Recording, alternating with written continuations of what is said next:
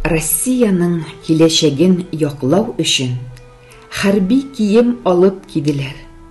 Шәһәрләрдә, авыл җирләрендә эшләп йөргән гади егетләр. Айлар буе алар өйрәнделәр сугышларда оста булырга, дошманнарны тизрәк тормар итеп, насыйп булсын исән кайтырга. Декабрьнең салкын көннәрендә кемнәргәдер язган китәргә, Украина халкын нацистлардан, фашистлардан азат итәргә.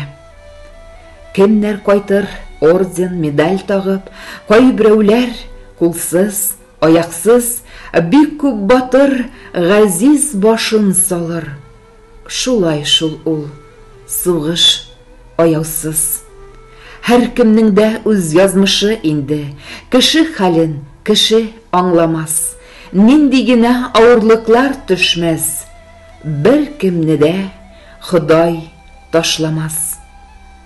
Үтәр инде айлар, бәлки еллар, авыр сугыш кырын узарга. Киев каласында байрак элеп, Ходай кушсын җиңеп кайтырга.